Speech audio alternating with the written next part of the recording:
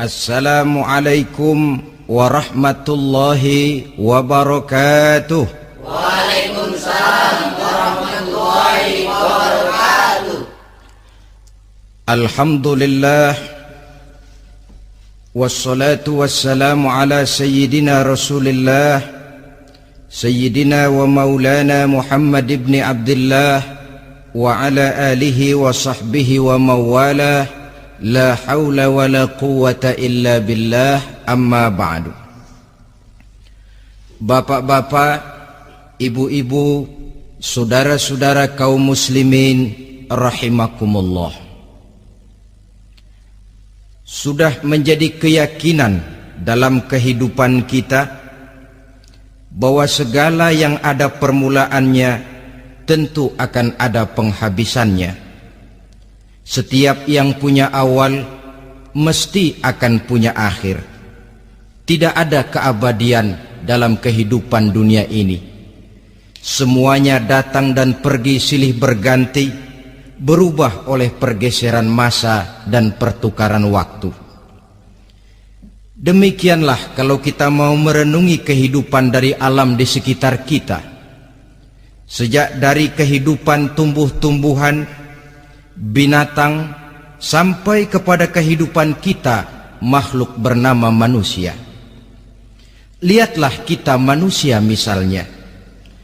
Dimulai sejak kita terlahir ke alam ini, keluar dari alam rahim ibu, menjadi bayi yang merah tidak berdaya, untuk kemudian berangsur meningkat menjadi anak-anak.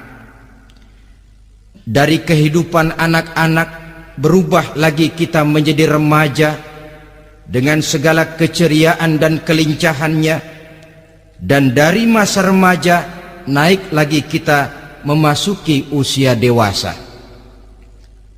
untuk kemudian berangsur memasuki hari tua. Lalu setelah kita memasuki hari tua, sehari, seminggu, sebulan, setahun, sampailah kita kepada batas waktu yang telah ditentukan oleh Allah, yang dinamakan ajal, dan bertemulah kita dengan yang disebut maut. Ini merupakan kepastian dalam kehidupan. Kalau saja kita mau merenung perubahan-perubahan yang terjadi pada diri kita, seharusnya membuat kita insaf dan sadar. Di kala remaja kita begitu lincah, punya rambut yang hitam ikal berderai, punya lesung di pipit, punya senyum yang indah menawan setiap orang yang melihat, punya kulit yang kencang dan bersih. Manakala kita memasuki hari tua, perubahan frontal pun terjadi. Kulit mulai jadi keriput, rambut yang tadinya hitam ikal berderai mulai memutih, nikmat berkurang, gigi yang tadinya utuh dan sanggup mengunyah apa saja, satu demi satu permisi meninggalkan kita. Sangat boleh jadi dikala remaja kita senyum semua orang terpikat. Dikala hari tua dengan kulit yang keriput dan gigi yang tidak ada lagi, manakala kita senyum, mungkin orang bakal lari dari sekitar kita. Kemana keindahan yang tadinya begitu menawan? Kemana senyum lesung pipit yang tadinya menarik perhatian orang? Pergi meninggalkan kita, berubah oleh pergeseran masa dan pertukaran waktu. Nah, bila maut datang menjemput kita, selesailah kehidupan sampai di situ? Ternyata belum. Kalau lahir merupakan perpindahan hidup dari alam rahim ke alam dunia, maka mati hakikatnya merupakan perpindahan hidup dari alam dunia ini ke alam kehidupan yang berikutnya, yang dinamakan dengan alam barzakh. Andai kata hidup cuma sekali, secara moral kita sanggup berkata, alangkah tidak adilnya Tuhan. Kenapa? Dalam kehidupan ini kan aneka ragam terjadi. Ada orang yang zolim, ada orang yang dizolimi. Ada orang yang membunuh, ada orang yang terbunuh. Ada orang yang kaya, ada orang yang miskin. Ada orang yang jujur, ada orang yang menghalalkan segala cara. Sehingga banyak ketidakadilan yang terlepas daripada pengadilan dunia. Lalu orang pun bilang, di dunia ini katanya banyak pengadilan tapi sulit keadilan. Di dunia ini mudah mencari pengadilan tapi sulit untuk mencari ketidakadilan. Andai kata hidup cuma sekali, tidak akan ada hidup sesudah hidup yang sekarang ini. Bagaimanakah nasib mereka yang lepas dari pengadilan dunia ini? Alangkah tidak adilnya Allah, andai kata tidak ada kehidupan sesudah hidup yang sekarang. Tentulah akan terjadi di mana orang menghalalkan segala macam cara untuk mencapai tujuan. Yang penting kan saya kaya, yang penting kan saya punya jabatan dan kedudukan tinggi. Kalau perlu jilat atas, jilat atas. Kalau perlu sikut kiri kanan, sikut kiri kanan. Kalau perlu injak bawah, injak yang bawah. Ini prinsip daripada orang-orang komunis, dan pantas karena mereka tidak percaya kepada kiamat. Pantas karena mereka tidak percaya akan adanya kehidupan sesudah hidup yang sekarang ini. Maka saya menghimbau kepada seluruhnya, kita sudah kadung menyepakati negara ini berdasarkan Pancasila. Kita sudah kadung konsensus bahwa PKI dengan seluruh ajarannya tidak punya hak hidup di bumi Pancasila yang kita cintai ini. Maka salah satu ajaran PKI tujuan menghalalkan cara. Kita orang Indonesia yang berbudi pekerti luhur, yang punya nilai budaya tinggi, janganlah sampai mencaci PKI, membubarkan PKI, mengutuhkan PKI, tapi dalam kehidupan sehari-hari prakteknya prinsip komunis kita pakai. Apa itu? Tujuan menghalalkan cara. Asal sudah tujuan tercapai, cara apapun saja halal. Itu pandangan hidup orang yang tidak percaya kepada adanya hari akhirat. Sebagai muslim yang yakin akhirat ada, kiamat pasti akan datang. Hidup tidak cuma sekali. Maka kalau kita zalim, kalau kita berbuat aniaya, kalau kita melakukan korupsi, kalau kita merugikan orang lain, boleh jadi kita terlepas daripada pengadilan dunia.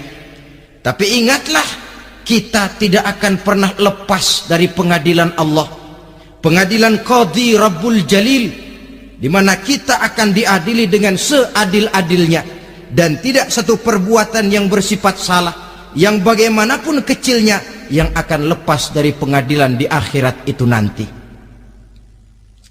Pantas saja kalau satu hari malaikat Jibril datang menasehati Rasulullah sallallahu alaihi wasallam, yang artinya juga menasehati kita semua. Apa kata malaikat Jibril kepada baginda Nabi? Ya Muhammad, ish ma syi'ta fa innaka mayyitun.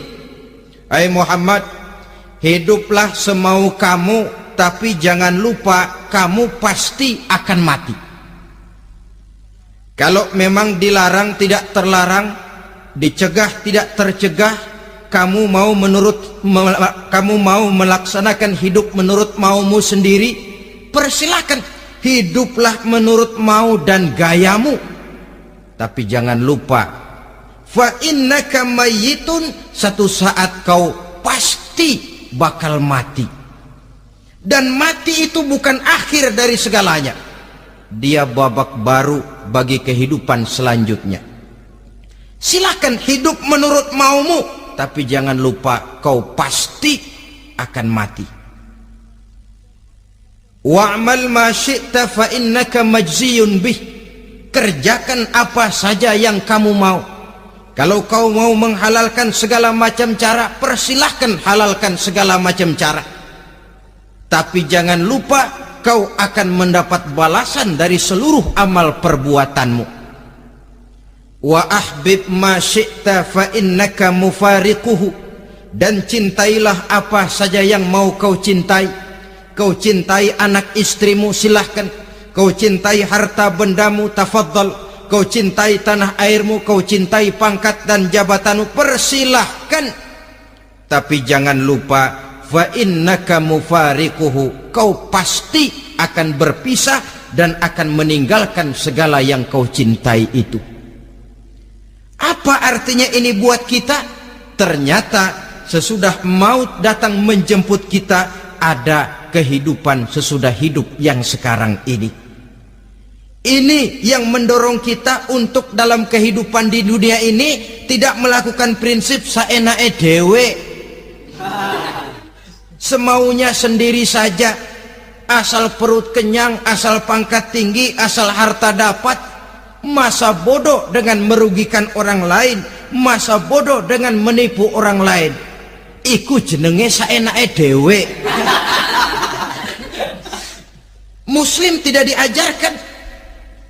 Ingat manusia, setelah kau mati, setelah kiamat datang, kau akan dibangkitkan, kau akan dimintakan pertanggungan jawab tentang kehidupan yang sekarang ini.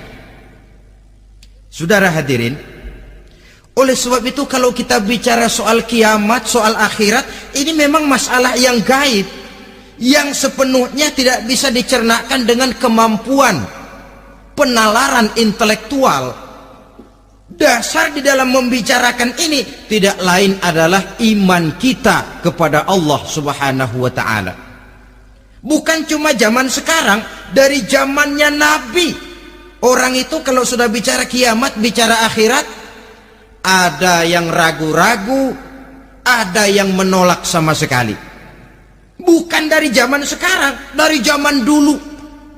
Pernah kok satu saat Rasulullah itu dakwah, menceritakan, saudara-saudara, akan terjadi kiamat di mana Allah akan membangkitkan manusia dari kuburnya untuk memintakan pertanggungan jawab. Ini dalam dakwahnya Nabi pidato macam itu. Apa reaksi orang? Yang beriman ya mantap, tapi yang tidak beriman, bajingan-bajingan Quraisy ini, mereka bertepuk tangan, mengejek, mencaci.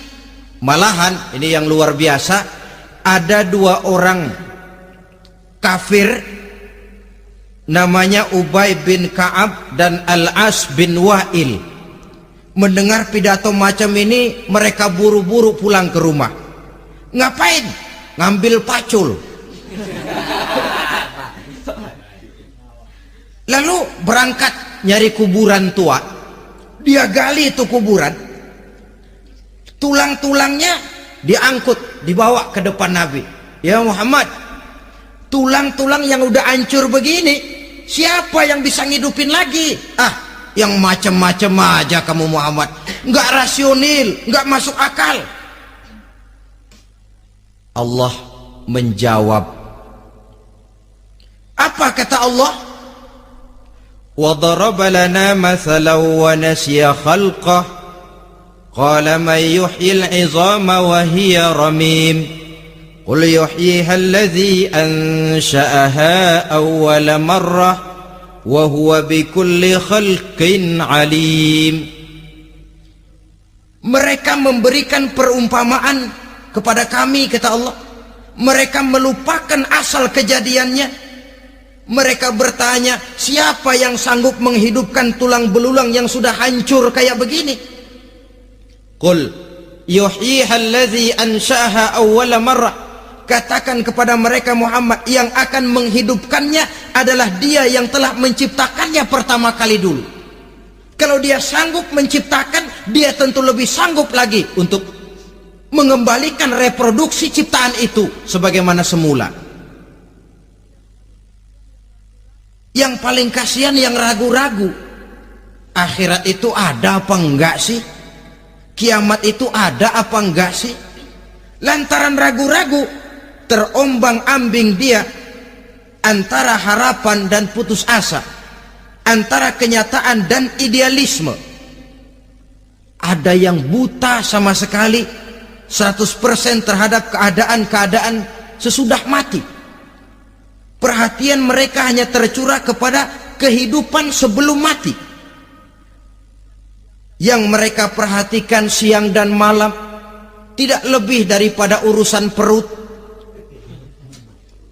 Pergi pagi, pulang sore, peras keringat, banting tulang. Cuma soal makan, soal minum, soal pakaian, soal kendaraan, soal rumah tangga, soal anak, soal istri. Yang mereka pentingkan hanya soal-soal politik misalnya, ekonomi, pembangunan dan industri. Untuk soal-soal kayak begitu giat betul, habis seluruh waktu untuk memikirkan meningkatkan kebudayaan, politik, sosial, ekonomi. Kadang-kadang kurang tidur, kurang istirahat, berkeliaran ke sana kemari ke tempat yang jauh-jauh, sampai kadang-kadang terkena stres, penyakit darah tinggi, ginjal, lever, untuk memikirkan hal-hal yang semata-mata karena dunia saja. Lantas boleh jadi mereka mendapatkan kekayaan yang berlimpah ruah, mendapatkan kedudukan yang tinggi, nama yang semerbak, dikenal orang di barat dan di timur, di utara dan di selatan. Tetapi alangkah kecewanya mereka jikalau datang ajal menjemput nyawa, mati mereka, meninggalkan harta yang banyak, nama yang masyhur. Mereka disebut dengan jasa-jasanya. Radio memberitakan, TV menyiarkan, koran-koran memuat. Bahkan nama mereka kadang-kadang dikenang 2-3 tahun setelah wafatnya. Tetapi dalam pada itu, roh mereka merintih, mengeluh, menderita, karena dilemparkan oleh Allah ke tempat-tempat yang kotor. Penyesalan yang sudah tidak akan ada gunanya lagi. Saudara-saudara kaum muslimin rahimakumullah, oleh karena itu kehidupan akhirat bukanlah dongeng dan takhayul, bukan khurafat dan hayalan. Kehidupan akhirat, hari kiamat adalah kebenaran dan kepastian. Dalam surah Al-Hajj ayat ke-7, Allah subhanahu wa ta'ala menyatakan, wa anna as-sa'ata atiyatun la raiba fiha wa anna Allah yab'asu man fil qubur, dan bahwasanya kiamat itu sesungguhnya adalah sesuatu yang pasti dan tidak ada keraguan-raguan lagi di dalamnya, dan bahwasanya Allah sungguh-sungguh akan membangkitkan manusia dari kuburnya masing-masing. Nah, kalau kita sudah yakin kiamat sesuatu yang pasti adanya, akhirat sesuatu yang pasti adanya, dari mana pembicaraan tentang kiamat ini kita mulai? Tentu dari diri kita. Marilah kita mencoba melihat proses perjalanan hidup ini sampai kita memasuki kiamat. Hadirin, tidak ada makhluk secantik manusia. Tidak percaya, pernah ke Ragunan? Nah, saudara masuk ke kebun binatang, segala macam makhluk ada di situ, ratusan macam jenis binatang. Bandingkan dengan saudara, kira-kira cakep mana?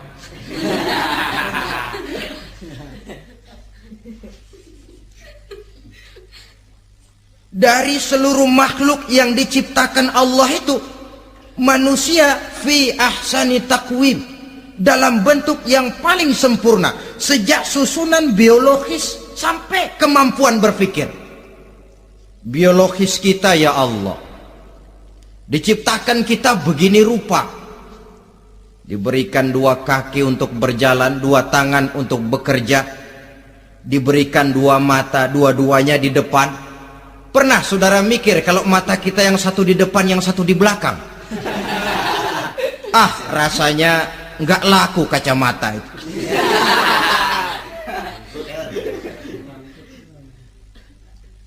Diberikan hidung dengan 2 lubang, tahu betul Allah ke bawah lagi lubangnya. Coba pikir kalau lubang hidung kita menghadap ke atas, aduh kalau musim hujan repot jagain hidung. Laqad khalaqnal insana fi ahsani taqwim. Sungguh telah kami ciptakan manusia dalam bentuk kejadian yang paling sempurna ketimbang makhluk-makhluk Allah lainnya. Nah, kesempurnaan manusia ini oleh karena hidupnya terdiri dari 2 unsur pokok. Pertama unsur jasmani dan kedua unsur rohani, jasad dan roh.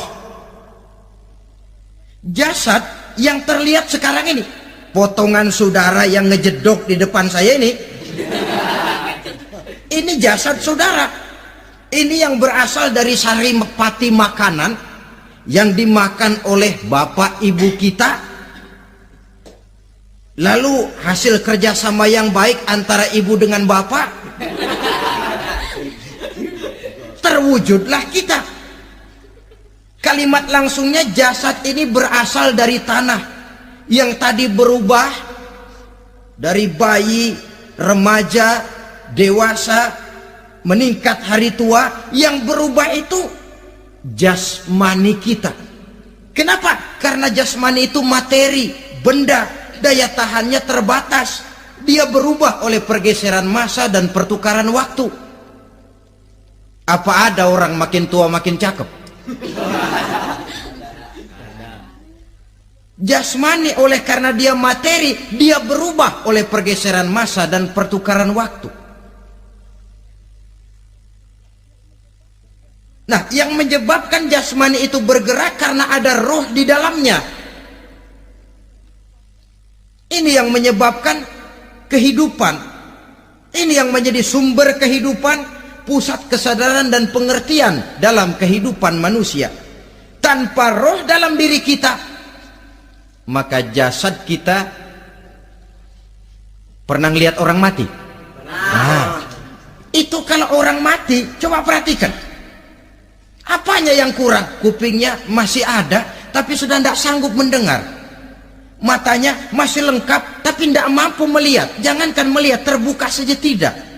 Mulutnya masih ada, tapi sudah tidak bicara lagi. Telinganya cukup, tapi sudah tidak sanggup mendengar. Kakinya lengkap, tapi tidak mampu lagi berjalan. Apa penyebabnya itu? Ternyata jasmani kita, jasad ini manakala sudah ditinggalkan oleh roh, dia tidak akan bisa berdaya apa-apa, tidak mampu berjalan, tidak pula berbuat, tidak pula bekerja apapun saja. Saudara-saudara, dua-duanya punya kebutuhan. Jasmani ada kebutuhannya, rohani pun ada kebutuhannya. Jasmani yang jelas perlu makan, perlu minum, perlu tidur, perlu pakaian, dan sebagainya. Nah, apabila saat berpisah datang, ajal sampai, berpisahlah roh dan jasad. Dan itulah yang dinamakan dengan maut. Jadi apa sih mati itu? Mati adalah berpisahnya roh dengan jasad. Sebab itu Islam sangat menganjurkan kita untuk banyak-banyak mengingat mati. Bagaimana caranya mengingat mati? Pertama, mati itu kan pasti. Kira-kira yang hadir di sini ada yang nggak mati nggak kira-kira? Semuanya bakal mati kan? Berani? Berani. Sekarang mau? Saudara, sebenarnya kalau kita merenung lebih jauh, orang itu tidak perlu takut mati. Walaupun tidak boleh terlalu berani menghadapi mati. Karena bagaimanapun takutnya kita kepada mati, toh dia pasti datang. Bagaimanapun beraninya kita mati, kalau belum ajal ya tidak mati juga. Jadi muslim itu kan harus berani menghadapi hidup dan tidak takut menghadapi mati. Mati adalah sesuatu yang pasti. Muslim dianjurkan banyak-banyak mengingat mati dalam kehidupan. Caranya bagaimana? Pertama, berziarah, nengokin teman yang sakit. Ya? Suka nengokin teman yang sakit enggak? Oh, itu pahalanya kata Nabi. Menengok orang yang sedang sakit lebih afdol daripada sholat sunnah 1000 rakaat. Apa pernah saudara sembahyang sunnah sampai 1000 rakaat? Nengokin orang sakit pahalanya lebih afdol daripada itu. Kenapa menengoki orang sakit mengingatkan kita kepada mati? Iya ya, ini teman saya yang kemarin segar banget, bercanda sama saya, ketawa sama-sama, sekarang terbaring tidak berdaya, hilang kemampuannya, hilang keceriaannya, sakit. Iya kalau sembuh, kalau ajal, iya sekarang giliran dia, kalau jatuh ke saya. Lalu menghibur teman dengan kata-kata yang enak, yang akan mendatangkan sugesti supaya dia cepat sembuh. Jangan nengokin orang sakit jujur, sakit apa lu? Perut. Emang teman gua kemarin sakit begini mati nih. Wah, itu orang bisa jadi shock lantaran etika kita tidak akan sampai ke sana. Menjenguk orang sakit akan mengingatkan kita kepada mati. Apalagi ziarah kubur. Ada yang orang tuanya sudah meninggal? Kalau ada, ya tidak bisa tiap hari, sekurang-kurangnya seminggu sekali, Jumat pagi misalnya, ziarah kita ke kubur.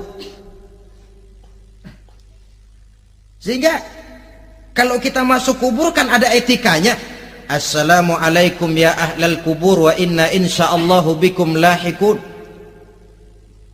Hai penduduk kubur, keselamatan bagi kamu dan kami yang masih hidup sekarang ini insyaallah pasti bakal nyusul kamu.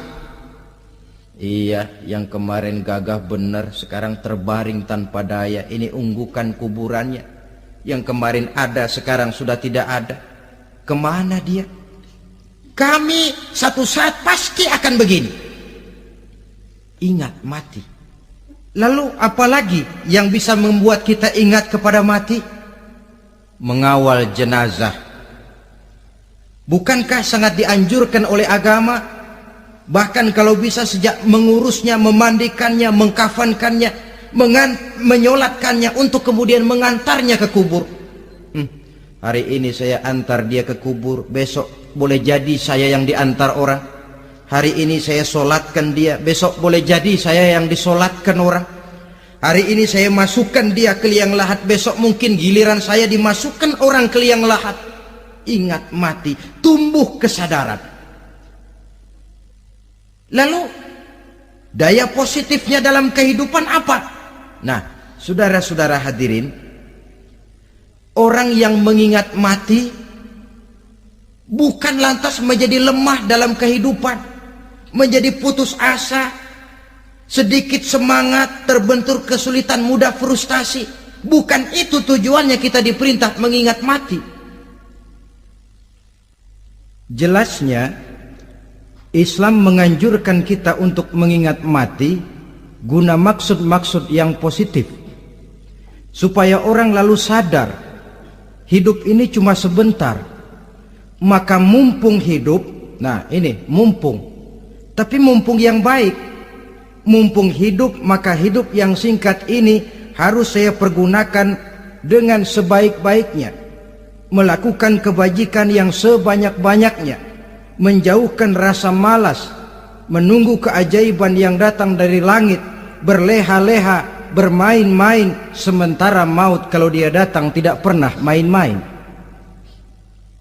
Pantas kalau seorang penyair bernama Syauqi memesankan tazawwad bittaqwa fa innaka la tadri idza hanna al-lailu hal ta'ishu ila al-fajri kam min sahihin mata min ghairi illatin wa kam min alilin 'asha hinan min ad-dahri. Persiapkan dirimu dengan takwa, sebab kamu tidak tahu apabila malam datang kamu masih bisa hidup apa enggak besok pagi. Apa ada jaminan saudara yang kumpul di depan saya malam ini besok masih bisa hidup? Tidak. Ada jaminan? Tidak. Tidak ada sama sekali. Kam min sahihin mata min ghairi illatin. Berapa banyak orang sehat mati nggak pakai sakit lagi. Sebabnya kadang-kadang ringan saja. Ada yang cuma jatuh di kamar mandi mati. Ada yang cuma ketiban pensil. Iya, kalau ketiban pensil 3 peti masa nggak mati.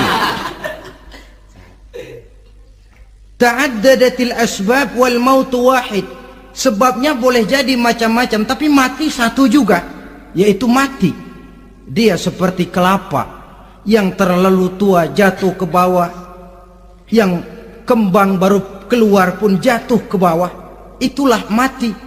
Dia datang menjemput yang bayi, dia datang mengambil yang anak-anak, dia datang juga kepada yang remaja, kepada yang dewasa, kepada yang tua sekalipun. Jangan yang remaja lalu berpikir, gua rasanya masih jauh banget mau mati. Ini sesuatu yang pasti yang kita tidak pernah diberitahu kapannya. Kalau dikasih tahu kapannya kan kita bisa, umpama malaikat maut datang ke rumah saya, saudara Zainuddin kau mati 80 tahun lagi. Wah, saya kan berhitung, masih lama, poya-poya aja dulu Tapi ini tidak pernah diberitahu kepada kita. Lantaran tidak diberitahu itulah kita perlu bersiap-siap dengan selalu mengingat-ingat mati yang mendorong kita untuk berbuat positif. Satu contoh peringatan mati yang mendatangkan positif pada peristiwa ketika turun perintah hijrah. Ketika di Mekah sudah terpepet turun perintah hijrah. Ini sahabat yang berangkat hijrah, jangan dikira semua bulat hati. Ada yang mikir, kalau saya hijrah berangkat dari Mekah ke Madinah, nanti di tengah jalan dicegat oleh kafir Quraisy lalu dibunuh, mati saya. Takut mati. Allah peringatkan, kullu nafsin za'iqatul maut. Kamu disuruh hijrah saja takut mati, padahal kamu tahu semua yang hidup bakalan mati. Diam saja di Mekah mati, hijrah ke Madinah pun akan mati. Mendengar ayat ini, Sayyidina Umar bin Khattab seperti dibakar semangatnya. Kalau sebagian sahabat hijrah sembunyi-sembunyi, beliau mau hijrah itu malah bajingan Quraisy dikumpulkan dekat Ka'bah. Pidato, ya ma'syara Quraisy, dedengkot Quraisy, dengerin. Besok pagi yang namanya Umar bin Khattab mau hijrah dari Mekah ke Madinah. Siapa yang kepengen kepalanya berpisah dengan badannya, persilahkan cegat Umar di jalanan. Besok dengan tenang dia berangkat hijrah, gak ada yang berani nyegat. Tuh Quraisy juga barangkali mikir, gue ngapain nyegat penyakit. Begitu ingat mati, timbul semangat juang, timbul semangat berbuat. Ini ingat mati yang positif, bukan yang melemahkan semangat. Dah jangan kerja rajin-rajin dah, lu bakalan mati. Ini ingat mati yang salah pasang. Ingat mati seharusnya mendorong manusia untuk berbuat lebih tekun. Allah memberikan peringatan, qul innal mauta allazi tafirruna minhu fa innahu mulaqikum. Katakan, maut yang kamu akan melarikan diri daripadanya, yang kamu takuti benar dia pasti akan datang menjemput kamu. Saudara-saudara hadirin yang saya hormati, datangnya memang tidak kita harapkan yang namanya maut, Tapi sekali dia datang, tidak ada pintu tempat kita lari. Dia memang tidak pernah kita undang, tapi sekali dia datang mengetok pintu, kekuatan apa yang bisa menolak? Dia sebuah tanda seru dalam kehidupan. Apa yang menyebabkan orang takut mati? Pertama, barangkali karena dia tidak tahu bagaimana kehidupan sesudah mati. Alam kubur gelap, alam akhirat gelap, sehingga dia bingung. Lantaran bingung lalu jadi takut. Yang kedua, boleh jadi oleh bayangan-bayangan dosa yang pernah dia kerjakan di dunia ini. Kerjanya cuma menumpuk dosa.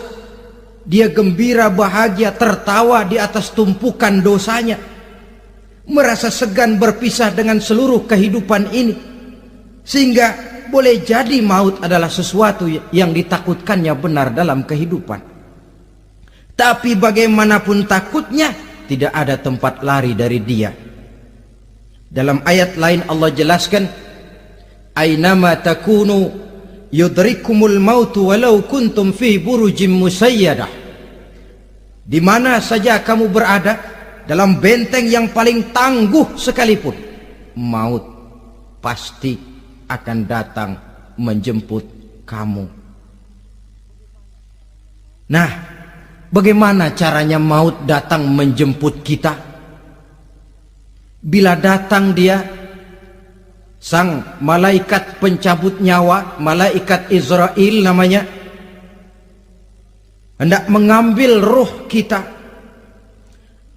Dalam suasana macam begitu, di akhir kehidupan dunia, dalam berhadapan dengan sakaratul maut, terbagilah manusia dalam dua bagian besar.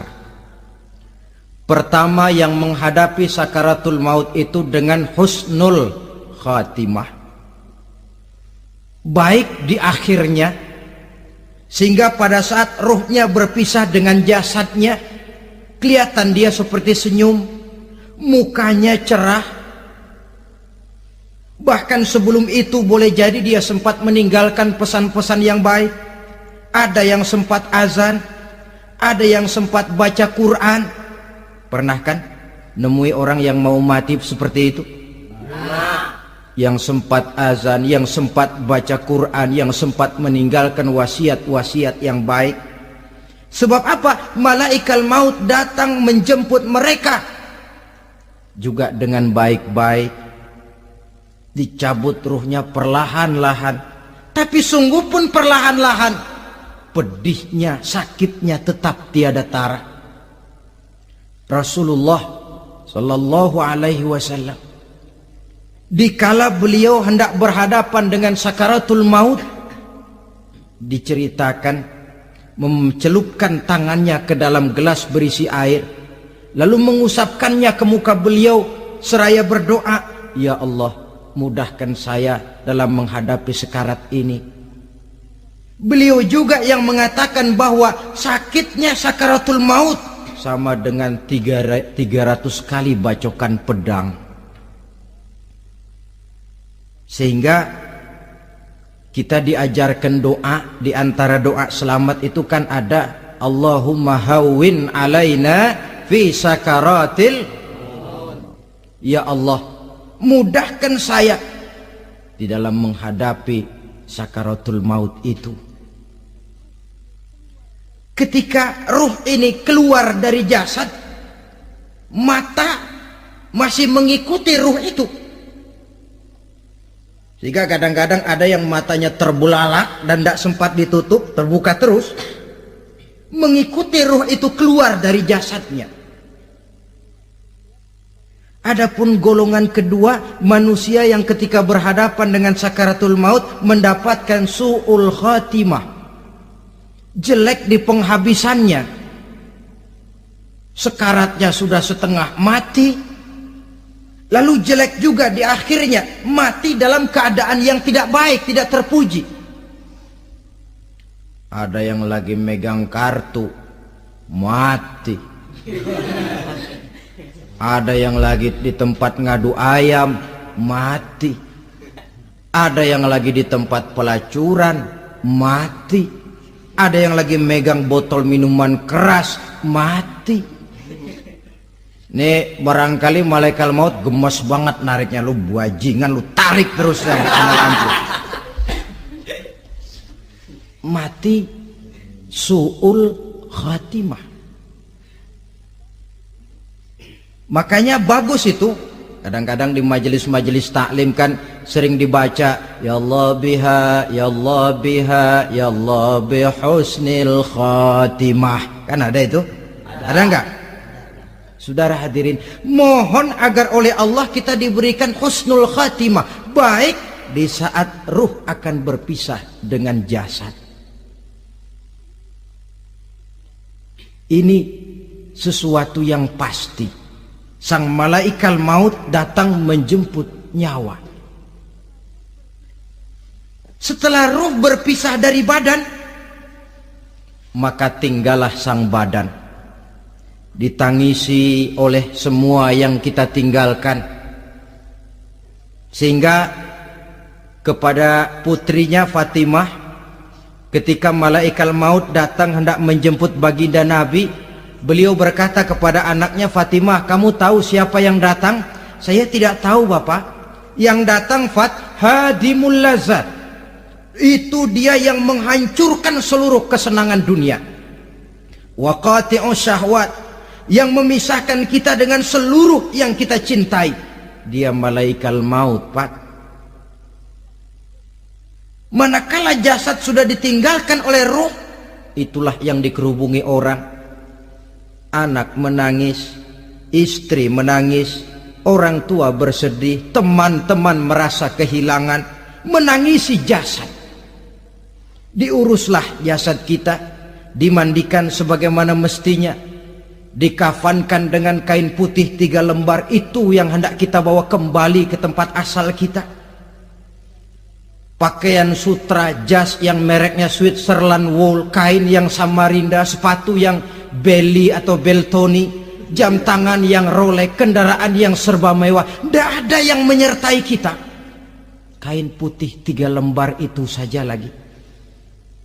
Demi setelah dikafankan, dibujurkan kita menghadap ke arah kiblat, orang banyak pun datang menyolatkan kita dengan 4 takbir, diiringi dengan doa, lalu upacara pelepasan, berangkat kita meninggalkan anak, istri, suami, kampung halaman, tanah air, bahkan alam dunia ini. Selamat tinggal alam dan seluruh isinya. Tinggallah yang tinggal. Saya akan kembali ke tempat asal dari mana saya datang, untuk kembali mempertanggungjawabkan seluruh perbuatan saya dalam kehidupan ini. Manakala upacara pelepasan selesailah sudah, dimasukkan kita ke keranda jenazah, digotong orang, bismillah wa ala millati rasulillah, dibawa ke tempat peristirahatan terakhir katanya. Padahal dulu kalau mau kita istirahat, ke villa lah kita, ke Bali lah kita, ke Hong Kong lah kita, ke tempat-tempat tamasya yang indah. Oh, rupanya akan sampai juga perjalanan menuju tempat peristirahatan terakhir, yang luasnya tidak akan lebih dari 2 kali 1 meter. Diusung orang kita, diantarkan orang banyak. Manakala sampai ke atas yang lahat, pengusung jenazah dibuka, diturunkan kita ke liang lahat, dibaringkan. Gumpalan tanah akan jadi bantal kita, muka dibuka, dihadapkan ke arah kiblat. Setelah itu ditutup tiang lahat kita, liang lahat kita dengan kayu. Masih belum kurang, diuruk dengan tanah. Yang menguruk orang-orang yang tadinya mencintai kita, menyayangi kita. Tapi ketika jasad sudah ditinggalkan ruh, habis rupanya cintanya. Coba jasad kalau sudah ditinggalkan ruh, 3 hari aja di rumah serem. Ya mayit, siapa yang betah nemenin mayit?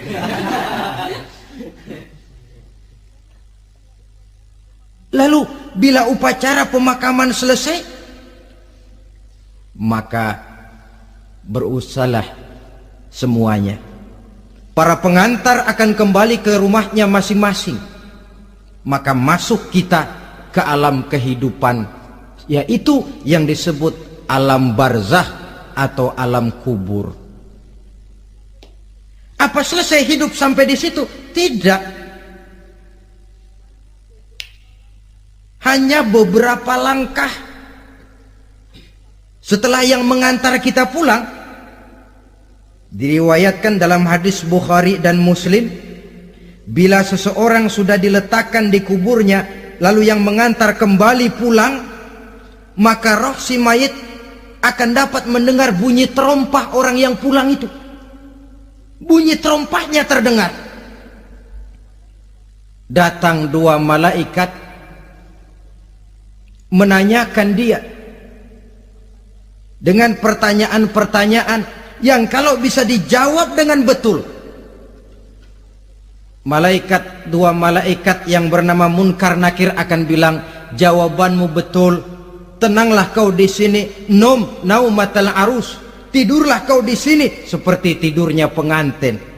Orang yang baik-baik di alam kuburnya akan mendapat nikmat kubur, sehingga masa penantian yang lama. Sebab jangan lupa, kita masuk ke kubur itu kan menunggu sampai datangnya hari kiamat. Jadi kalau kiamat umpama masih 1000 tahun lagi, ya 1000 tahun kita menunggu. Orang yang baik-baik penantian di alam kubur, kata malaikat, naumatal arus, tidurlah kamu seperti tidurnya pengantin. Bagaimana sih tidurnya pengantin? Nggak berasa. Iya, kata anak sekarang, endah aja udah. Begitu mendusin pagi, kata lakinya, malam sebentar bener ya Neng. Sebentar betul katanya malam. Iya tentu saja tidak terasa. Kenapa? Dia tidak pernah memikirkan waktu. Terbawa oleh kenikmatan dan kelezatan yang dirasakannya dalam kehidupan. Tapi orang kafir, orang yang dosanya bertumpuk, tidak sanggup menjawab pertanyaan dua orang malaikat, maka dia akan mendapat azab di alam kuburnya terus menerus siang dan malam sampai datangnya hari kiamat. Ibarat maling ayam ketangkep, belum masuk pengadilan udah digebugin duluan. Kan begitu kan? Ada maling ayam nggak di sini? Nah, itu yang nyaut tadi pengalaman itu. Di sidang belum, divonis belum, digebugin babak belur. Saudara hadirin, maka alam kubur bisa merupakan raudhatun min riyadil jannah, taman di antara taman-taman surga, pun juga bisa merupakan hufratun min hufarin niran, menjadi liang daripada neraka. Ada lagi riwayat yang dari Imam Muslim yang diperoleh dari Zaid bin Sabit. Zaid bin Sabit cerita, satu hari kami bersama Rasulullah sallallahu alaihi wasallam berada dalam kebun kepunyaan Bani Najjar. Rasulullah sedang duduk di atas keledai. Tiba-tiba entah bagaimana itu keledai terkejut, kaget, berontak, hampir Rasulullah jatuh. Rasulullah kemudian bertanya, rupanya di kebun itu ada kuburan tua, 5 atau 4 kuburan. Rasulullah lalu bertanya, saudara-saudara ada yang tahu nggak ini kuburan siapa? Nggak ada ya Rasulullah. Memang kenapa? Ini penghuni kuburnya lagi disiksa oleh Allah. Andai kata boleh saya mohon kepada Allah supaya kamu dengar seperti yang saya dengar, andai kata saja kamu kuat mendengarnya, saya pasti akan berdoa. Tapi sayang, saya yakin kamu pasti tidak akan kuat mendengar mereka mendapat azab di kuburnya. Hadis sahih riwayat Imam Muslim dari Zaid bin Sabit. Kehidupan di alam barzah. Pak, iya kalau yang matinya dikuburin.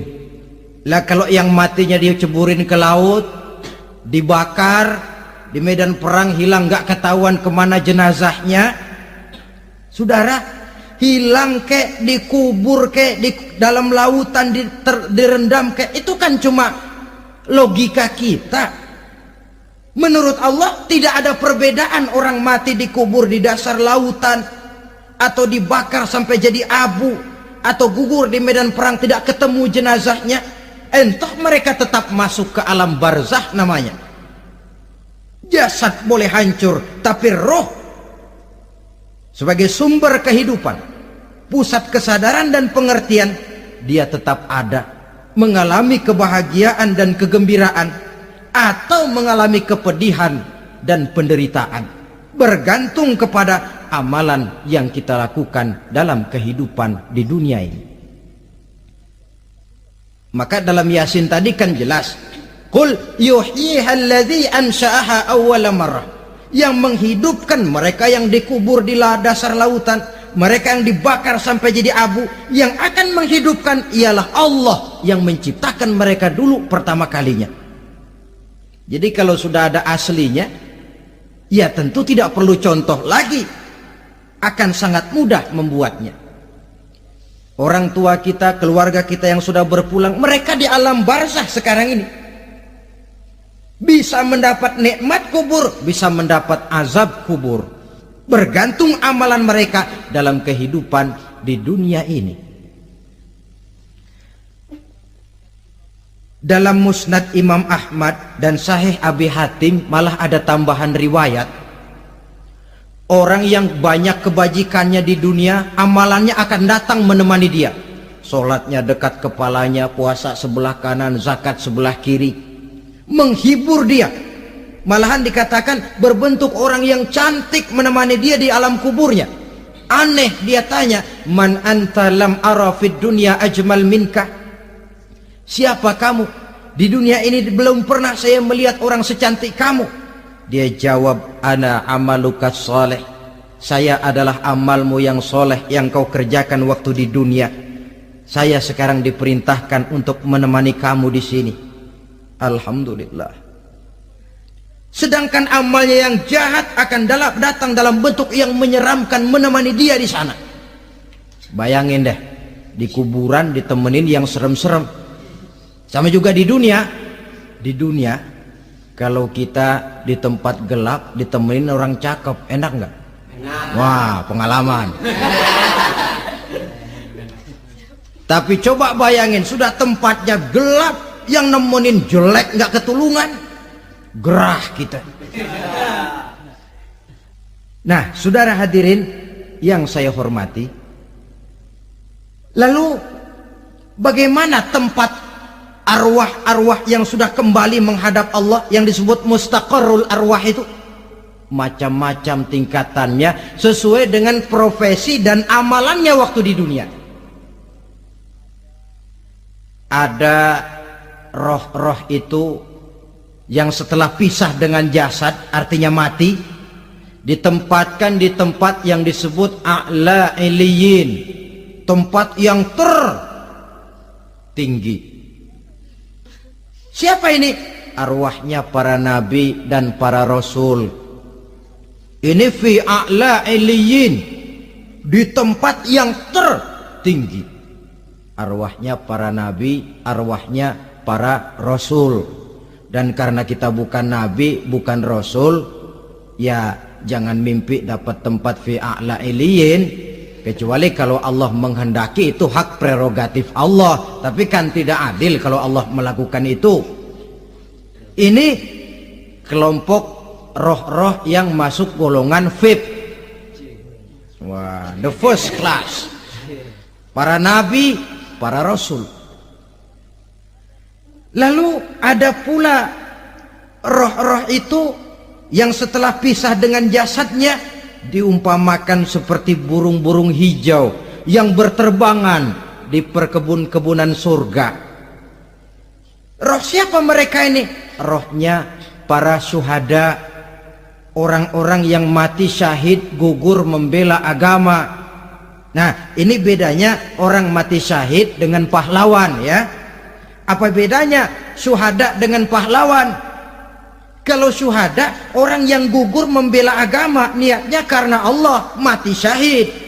Kalau pahlawan, orang yang gugur membela negara, orang yang dianggap berjasa kepada pemerintah.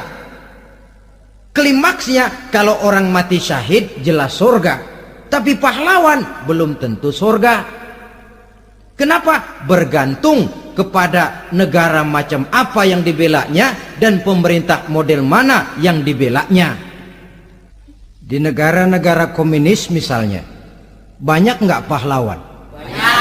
Dengan sekian tanda jasa yang mati di medan perang dan sebagainya. Kira-kira pahlawan komunis masuk surga nggak? Ya, kalau pahlawan komunis masuk surga, kita nggak kebagian kapling di surga barangkali. Inilah bedanya pahlawan dengan orang mati syahid. Kemudian ada pula roh itu yang tertahan di pintu surga. Tertahan di pintu surga. Ini seperti tadi, orang yang mati syahid tapi masih ada kaitan di dunia.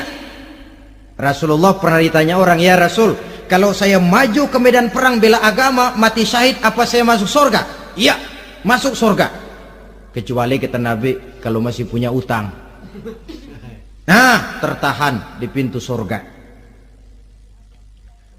Ada pula roh itu yang tertahan di alam kuburnya. Ini umumnya seperti tadi itu. Ada mempunyai dosa, mempunyai kesalahan, sehingga merasakan azab kubur. Ada juga roh itu yang tertahan di permukaan bumi. Mereka yang dalam hidup selalu menumpuk dosa-dosa yang besar, meninggal sebelum keburu untuk bertaubat. Saudara hadirin yang saya hormati, inilah yang kita khawatirkan. Sebab jikalau pada saat roh sudah datang, jikalau saatnya roh datang berpisah dengan jasad, menemukan sakaratul maut, saat itu taubat sudah tidak akan ada gunanya lagi. Masuk ke alam kubur, mendapat azab kubur sampai datangnya hari kiamat. Berapa lama di alam kubur ini? Menunggulah kita sampai datang saatnya kiamat. Nah, saudara-saudara, apa tanda-tanda hari kiamat? Kapan dia akan datang? Bagaimana hal ihwal manusia pada saat terjadi kiamat?